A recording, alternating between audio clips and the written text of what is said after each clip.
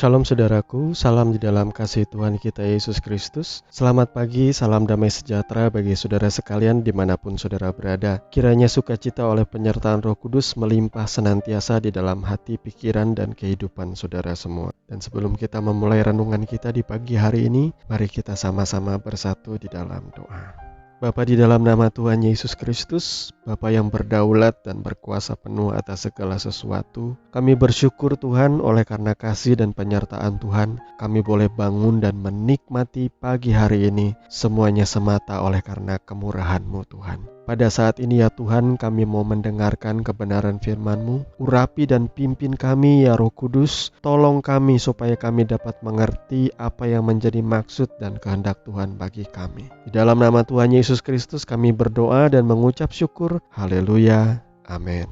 Saudaraku yang dikasihi Tuhan, ayat firman Tuhan yang menjadi landasan kita di kesempatan pagi hari ini terambil di dalam Lukas pasal 16 ayat 10 sampai dengan ayat yang ke-13.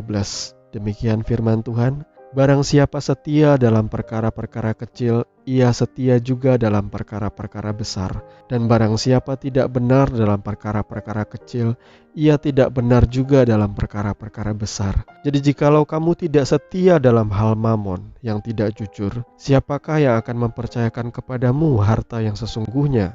Dan jikalau kamu tidak setia dalam harta orang lain, siapakah yang akan menyerahkan hartamu sendiri kepadamu?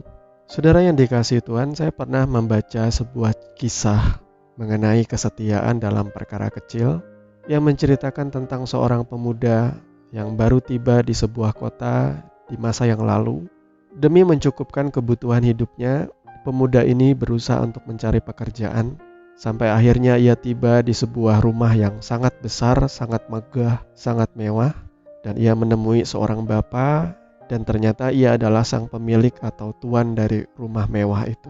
Pemuda ini bertanya, "Tuan, apakah Tuan memiliki pekerjaan untuk saya?" Lalu sang tuan menjawab, "Ya, saya punya pekerjaan untuk kamu. Kamu lihat di belakang rumah saya, itu ada tumpukan batu bata.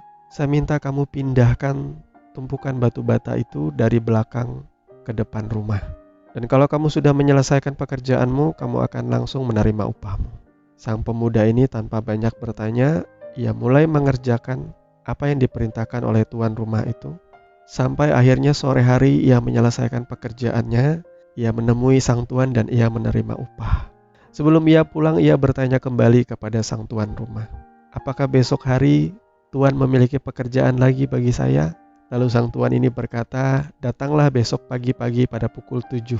Saya memiliki pekerjaan buat kamu." Keesokan harinya sang pemuda ini datang sebelum pukul 7 dan sang tuan kembali memberikan perintah yang sama seperti kemarin. Tapi kali ini pemuda ini disuruh untuk memindahkan batu bata dari depan rumah untuk disusun di belakang rumah.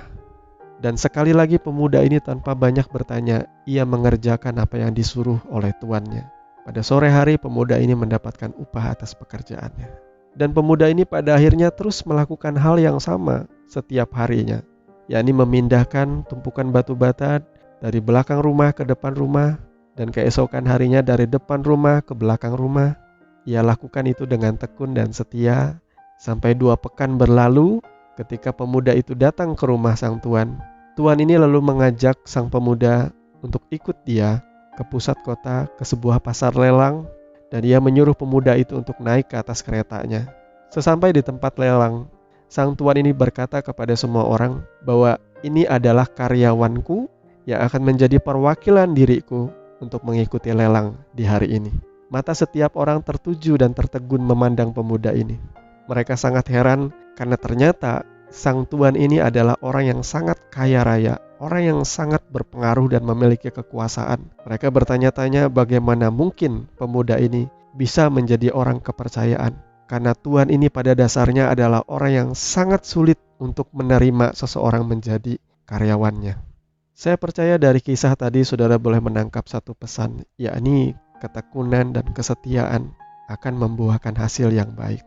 Tahukah saudara, saya pernah mempekerjakan beberapa orang yang seiman dengan saya, tetapi saya mendapatkan hasil yang kurang memuaskan. Karena beberapa pelamar kerja itu yang notabene orang Kristen, mereka kurang setia, mereka kurang tekun. Belum genap 1 minggu, mereka sudah meminta berhenti, atau mereka sudah mangkir dari pekerjaan. Atau beberapa di antara mereka sering meminta izin. Bahkan banyak di antaranya yang selalu tidak tepat waktu, tidak disiplin di dalam bekerja. Ketidaksetiaan pada perkara-perkara yang kecil, pada hal-hal yang sederhana, tentu tidak akan membuat saudara bisa dipercaya pada hal-hal yang besar. Sebagai orang percaya, saudara harusnya menghormati Tuhan di dalam setiap pekerjaan yang dipercayakan kepada saudara. Saya berharap kualitas iman saudara boleh tunjukkan di dalam kualitas saudara bekerja dan melayani. Walaupun seringkali ketekunan saudara kurang dihargai oleh orang lain. Kesetiaan dan ketekunan saudara akan meningkatkan value saudara di hadapan Tuhan. Dan Tuhan tidak pernah tutup mata. Tuhan tidak pernah buta. Seseorang yang berkualitas, Ia akan angkat pada waktunya. Saya berharap saudara boleh menjadi sabar di dalam melalui hari-hari ini. Mari kita berdoa. Bapa di sorga, di dalam nama Tuhan Yesus Kristus, kembali kami mengucap syukur kepadamu Tuhan, atas hikmat dan pengertian yang Kau nyatakan melalui kebenaran firman-Mu yang mengajarkan kami untuk setia dan tekun dalam perkara-perkara yang kecil. Kami percaya Tuhan pasti menolong kami untuk hidup menjadi saksi dan pelaku firman-Mu. Terima kasih ya Bapa, dan di pagi hari ini sebelum kami memulai segala aktivitas kami, Tuhan kami berdoa, kiranya kasih dan kemurahan Tuhan selalu menuntun dan memampukan kami untuk mengerjakan bahkan menyelesaikan segala tugas dan tanggung jawab kami di sepanjang hari ini. Berkati anak-anak-Mu yang sedang menempuh pendidikan, pelaku usaha, karyawan, apapun profesi pekerjaan kami.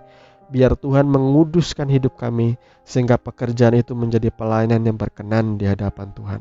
Kami juga berdoa untuk saudara-saudara kami yang mungkin saat ini sedang dalam keadaan kurang beruntung, mengalami masalah dan pergumulan yang pelik, atau mengalami sakit penyakit. Bapa, kami berseru, berharap, bersandar dan percaya kepadamu. Kami percaya pertolongan Tuhan tidak akan terlambat. Tuhan berkuasa dan berdaulat, dan di atas segalanya tetap kami berkata, Engkau selalu dan selamanya baik Tuhan. Terima kasih ya Tuhan, kami serahkan segala doa dan kerinduan kami hanya di dalam tangan-Mu dengan penuh ucapan syukur. Di dalam nama Tuhan Yesus Kristus kami berdoa. Haleluya. Amin.